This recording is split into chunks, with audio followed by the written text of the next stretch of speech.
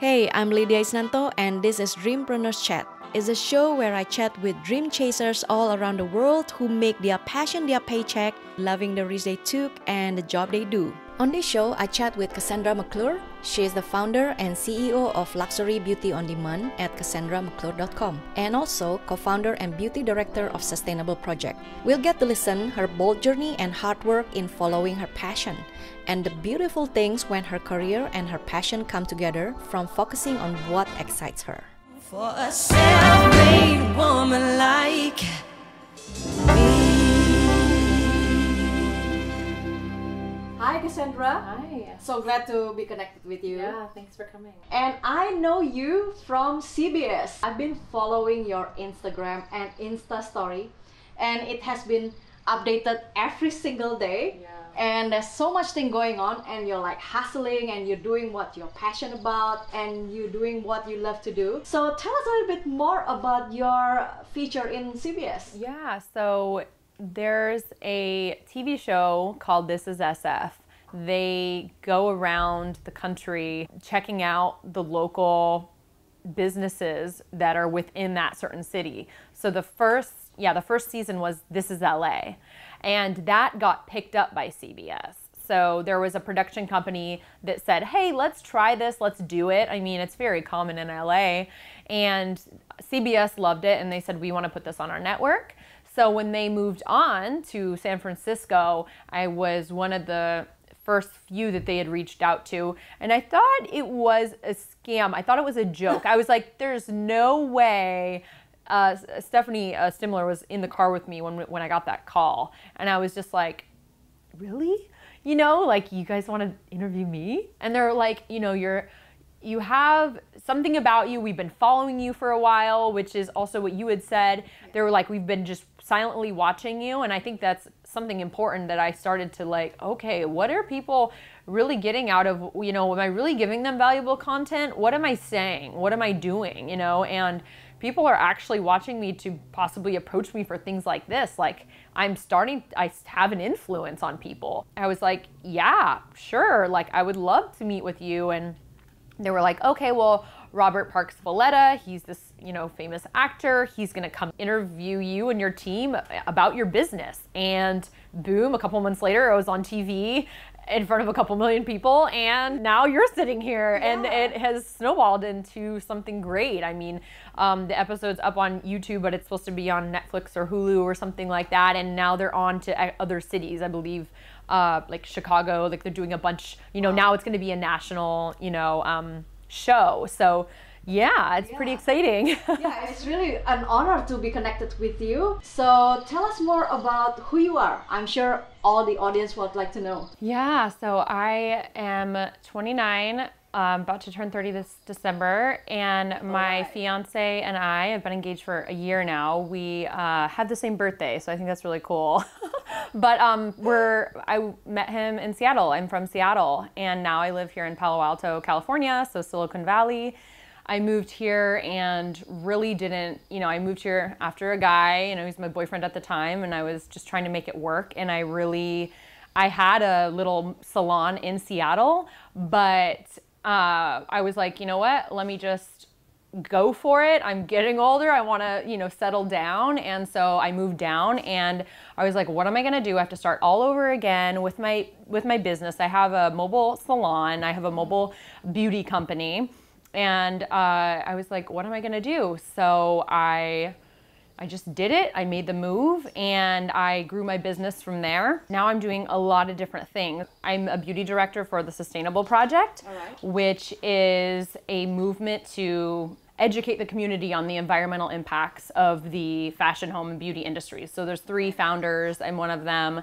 And so we just had our lunch party for that. So that's a whole thing that I'm working on. My job really is to find beauty brands who are really truly sustainable, organic, natural, like healthy, no chemicals. I have been working with a lot of different brands, Beauty Counter is one of them, and I really just am passionate about clean health, you know, wellness. So that's one of the aspects. And then the other one is I have an education platform. I teach makeup and HD beauty. And so I went to school 10 years, 15 years ago, but now I also teach young women about beauty and, you know, actually young and old. So I do a lot of that. And then also when I moved here, I didn't know what the Rising Tide was, but I became a member of the Rising Tide Society. And I was hustling, driving like either to San Francisco or San Jose to a chapter meeting. And I started like, well, you know, it's so far for me to drive at 6 o'clock in rush hour to get to a meeting, to meet everybody.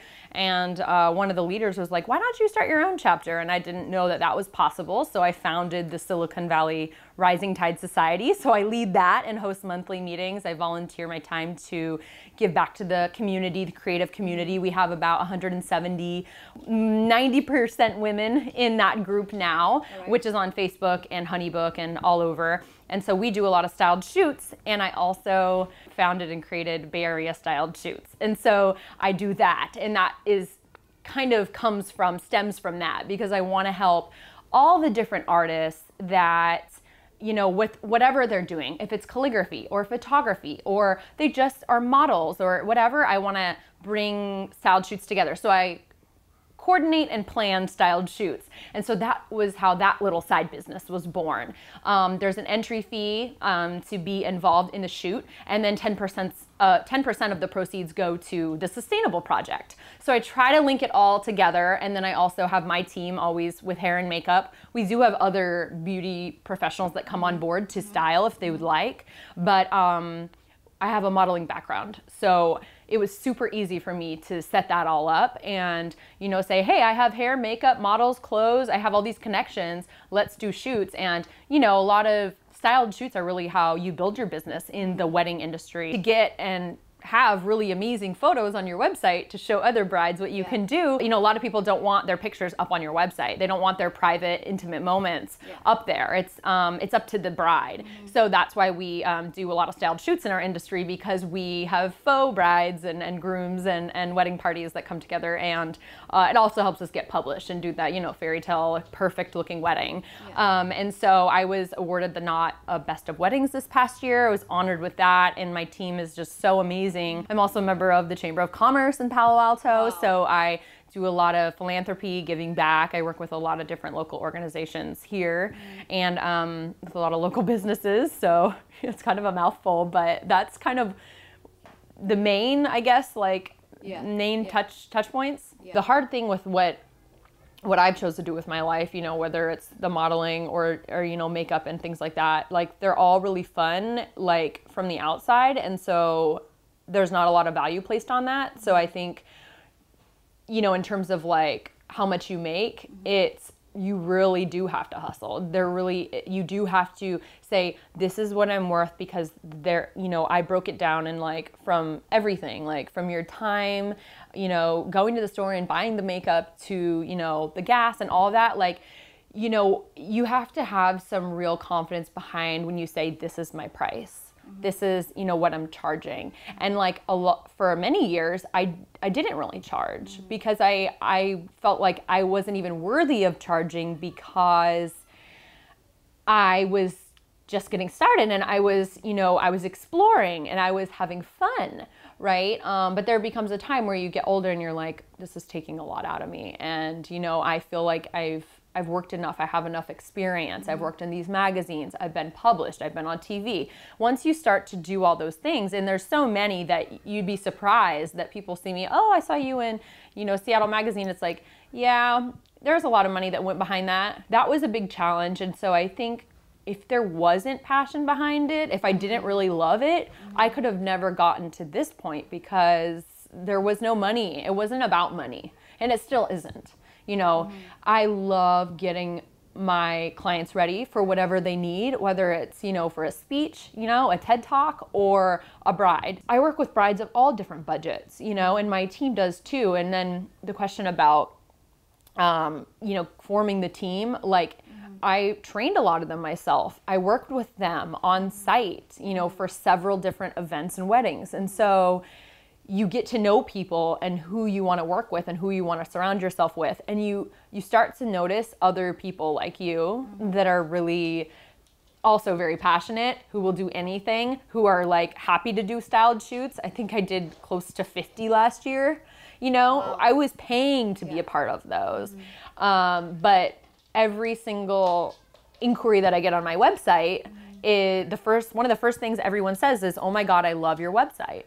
And it's because of all the beautiful images, and a lot of them are from styled shoots. This is Abigail. Yes. She likes to make an appearance every once in a while. She was given to me right before I got engaged. And so Abigail, Obi is what we call her, is super sweet. She's a year old and she's a puppy and she's a little bit crazy. Yeah. But she is the sweetest. And I work from home. I think that's another big challenge. Like, a lot of people don't realize how much time you have to spend behind the computer. It's not just being out there. Like, yes, you see me post on Instagram every day, but it's a half hour of curating a photo and text and uploading it and tagging and hashtagging and all of those things. It's a whole nother business.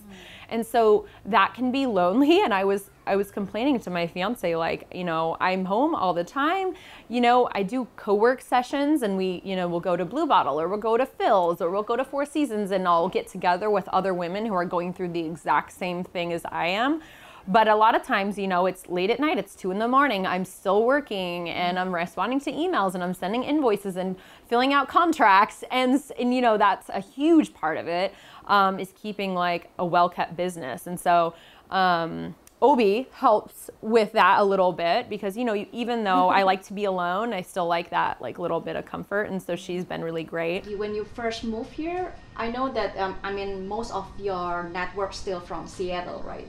Like, how do you start the Bay Area? I mean, I know you start the Rising Tide. Yeah. And so when that you started, like, how does the women know about that and want to come to that event? Yeah. All those things, yeah. To find others, when I moved here, I started going on Instagram. I used hashtags and I found Bay Area models, Bay Area photographers, other Bay Area makeup artists. I started connecting. Just connect to all the group. Yes, I started connecting with actual people right on Instagram, sending them DMs saying, hey, let's meet up. Here's my website. Here's my social. So they feel like they can know you and meet with you and it's not too weird. You know, through Instagram and Facebook, you can feel like you know someone, and, you know, especially even YouTube as well.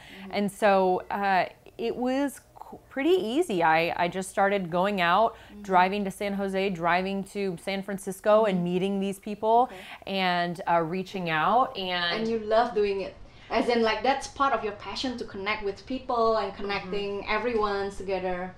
Yeah, and they saw that I could help even them connect, and they've been here for so long, but I just really dig deep, and I use every hashtag you can think of. And so then I started going on Facebook, and, you know, I had already done this for Seattle, so I knew how easy it was, and I would just search models of, you know, San Francisco, Bay Area shoots and all these different things. And I started becoming group members, introducing myself to each one. And every post, you know, there's 10,000 people in this group, 10,000 in that group, 20, 40 in another group. But you introduce yourself and you might get 5 or 6 likes, maybe 1 comment, but you go through and see who liked it and then you connect with them. So I would go in and I would say, and I'd acknowledge whoever would respond in any way and say, like, hey, I'm here. Here's a modeling photo. Here, who wants to shoot me, you know? And then I was like, I do makeup. Here's my makeup page. And then I'm like, hey, I'll help coordinate something, you know, I'll help coordinate a shoot, you know? And so I was doing it from every angle just to see what people needed, what people wanted. I was trying to figure out where I could fit in here. And so through that, I found Rising Tide somehow. Someone said, hey, did you know about Rising Tide? I was like, no, what is that?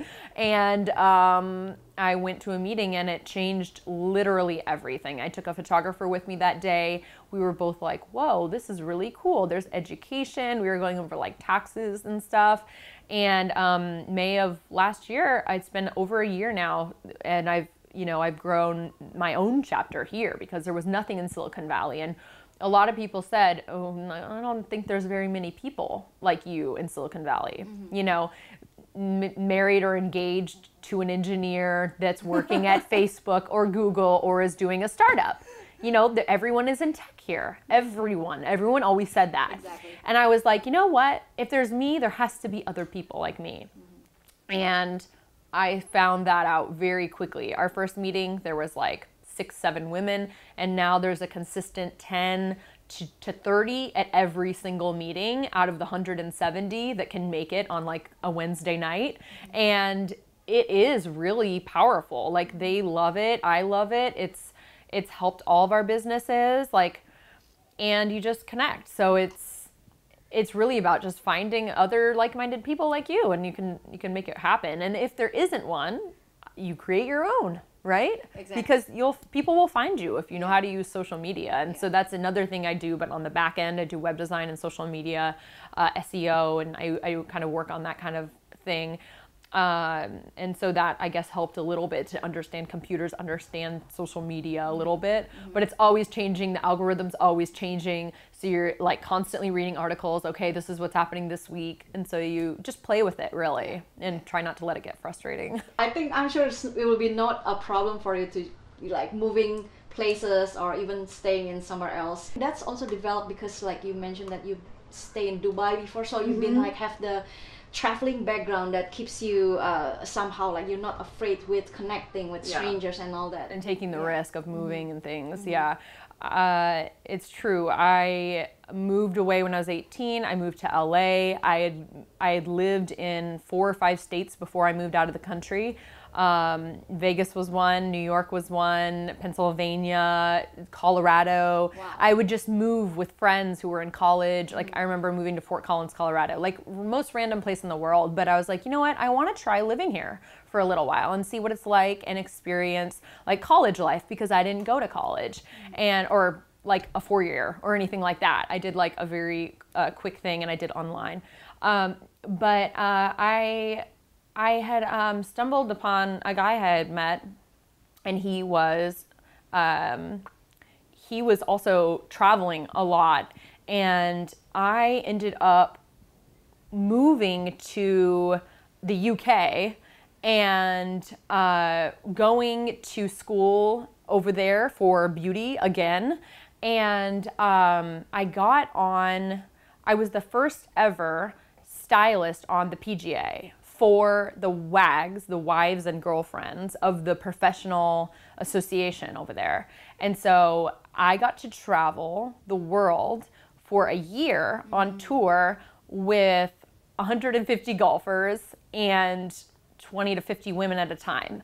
And I would style them. I was modeling, but I had modeled in India, Dubai, Africa, you name it. While I was traveling, I was doing the same exact thing. Instagram was newer, but I was like, you know, East London or Dubai photographer. I did the same thing when I was traveling, and I connected and met with so many people when I was going. And they saw I had travel schedules up in my posts, and I was like, this week I'm in Dubai, this weekend I'm in Abu Dhabi, this week I'm in, you know, India, and I had all my dates. So I was like, hey, I'm coming. And they were like, whoa, she is traveling. She's legit. She's real. She is going around modeling and styling. Because if I couldn't get in the modeling door, because I'm not the ideal model for everyone, I was getting in as a makeup artist, or I was getting in as coordinating shoots for people. I remember in Dubai, I had found a really new boutique that was online, and she had like Indian wedding dresses, but also makeup. So I was like, why don't we meet when I'm in Doha, and I could style and I could shoot a bunch of your clothes, and I could use your makeup, and I could help you. And it was called Norma's Boutique. And right now she's doing so well over there, but I was one of the first models, and I brought all that stuff back to the UK with me, and I styled other models in it. Wow. So I'm a natural, like you said, I connect, I help. I'm like always thinking of the next thing that I could do to help another person's business, but it's come full circle for me. And I've always believed, I think deep down, that a lot of times, you know, my fiance he's a numbers guy, he's an engineer. But he's like, oh, how much did you make? Or how much is that? Or, you know, what are you getting from that? And I'm always like, nothing right now. You know, because it's not like I said before, it's not about the money. It's really just all these different passions that I have. And I feel like there's reasons for why, you know, because like when I went to Doha and when I went to Dubai, there was like 10 hashtags that, you know, like when you look up like, you know, that Doha photographer, there was like one.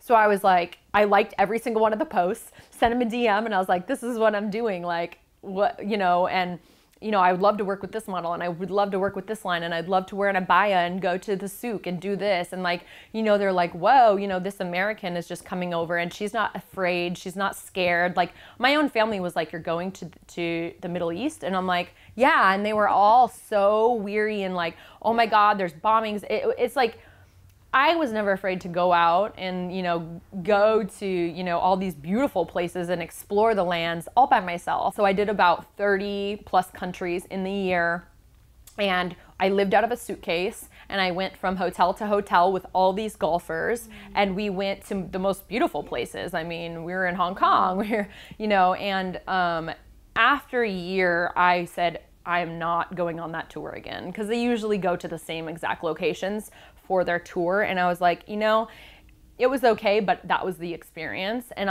it was exactly a year, right when the tour was about to start again. I was like, I'm just gonna move back home now. I'm done. Like I had a calm inside that I had seen what I needed to see and done what I had needed to do. And I was ready to come back to the US. So I moved back to Seattle and opened my salon there, and it just took off.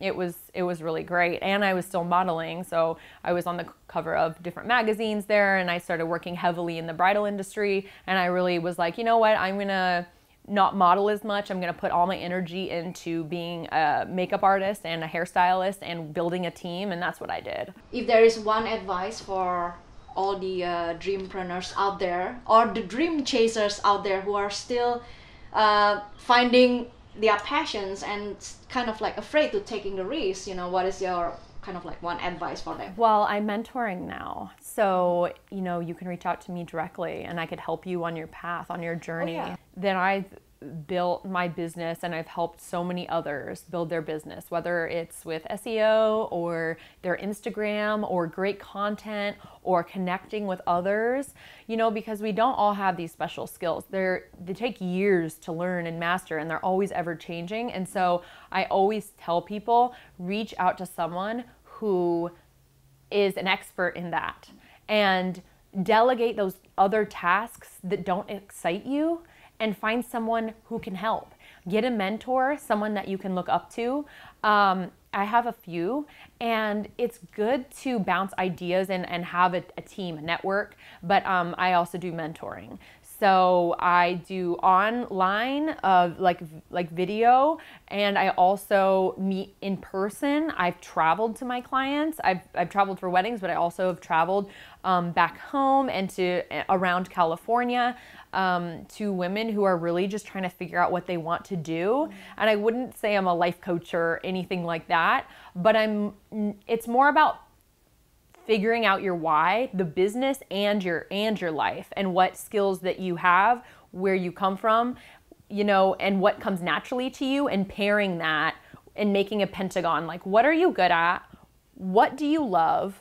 And what are people going to pay you for? What are people going to value you for? And you make that triangle, and once you have those things, you know, you can move up and on and create a huge empire. And so it's really about, you know, finding people that actually really do want to help you, not just take your money too, because I've met some people like that. And knowing yourself, trusting your inner self, I would say, you know, trusting your gut, and listening to the people that really love you and surround you, you know, not just giving someone a bunch of money, and like not telling your dad or your husband or something, like being open with what you want to do and putting those thoughts out in the world. Like, I have a vision board. I've had a vision board, different ones every year since I was in 6th grade. If you can dream it, it's possible, you know? So just, you know, keep working at it and keep going for it, and don't give up.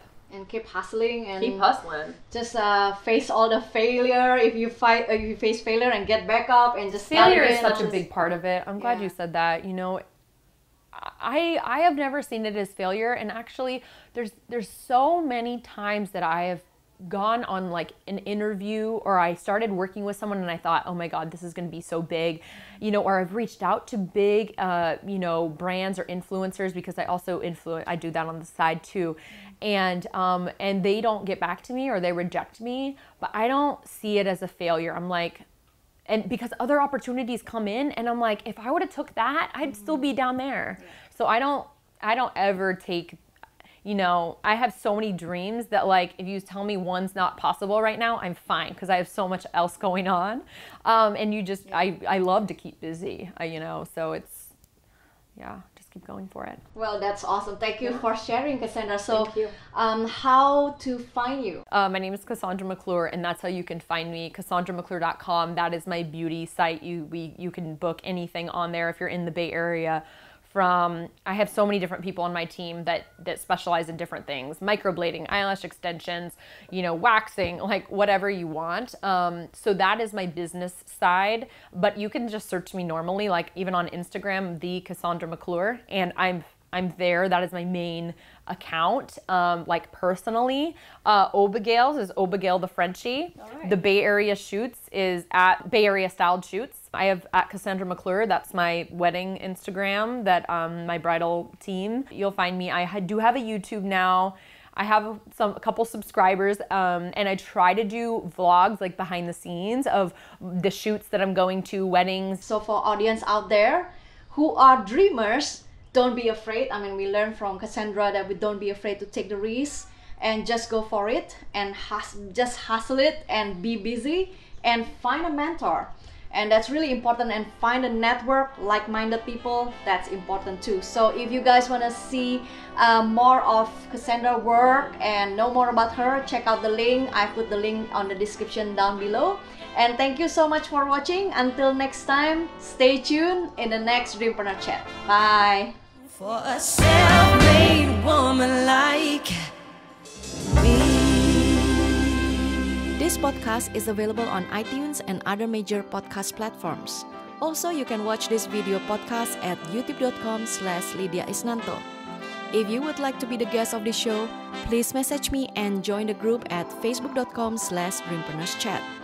We'll be releasing new episode every other week, so we'll see you soon in 2 weeks for brand new chat. Until then, remember to share your story with someone, because you never know how one sentence of your life story could inspire others to rewrite their own.